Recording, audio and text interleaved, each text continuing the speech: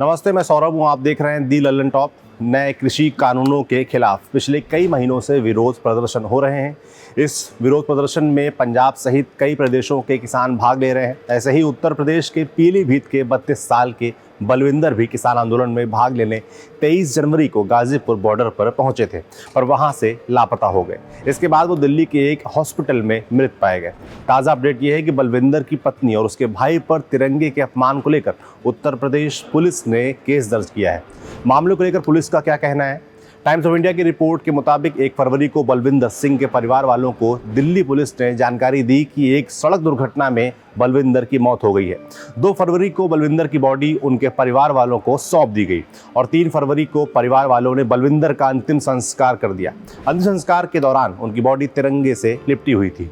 सेरा मऊ थाने के एसएचओ आशुतोष रघुवंशी ने बताया कि बलविंदर की पत्नी जसवीर कौर, भाई गुरविंदर और एक अज्ञात व्यक्ति के खिलाफ prevention of insults to national honour act के सेक्शन 2 के तहत मामला दर्ज किया गया है।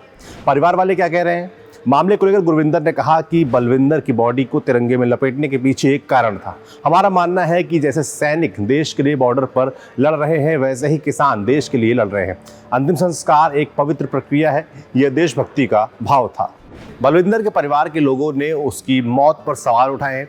बलविंदर के छोटे भाई वीरेंद्र ने कहा कि उसके चेहरे पर बहुत चोटें थीं।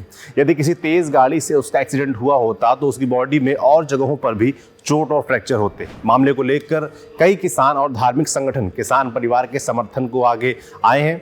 दिल्ली सिख गुरुद्वारा प्रबंधक कमेटी के अध्यक्ष मनजिंदर सिंह सिरसा ने कहा है कि मैं पुलिसिया कार्रवाई की निंदा करता हूं और मांग करता हूं कि उत्तर प्रदेश के सीएम पीलीभीत पुलिस को एफआईआर वापस लेने का आदेश दें।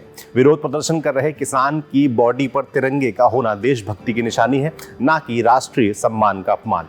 राष्ट्रीय लोकदल उत्तर प्रदेश के उपाध्यक्ष मनजीत सिंह संधू ने मामले को लेकर कहा है कि किसानों की आवाज को दबाने के लिए एफआईआर का इस्तेमाल किया जा रहा है।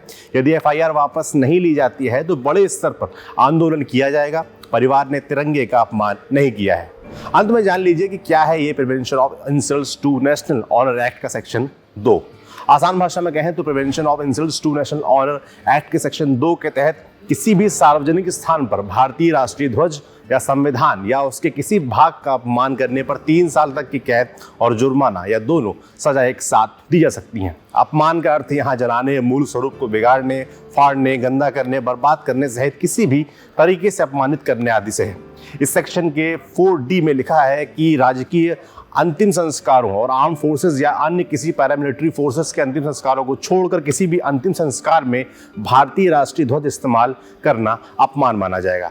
आपके लिए जानकारी लाए थे हमारे साथी अमित। देखते रहिए दी लल्लन टॉप।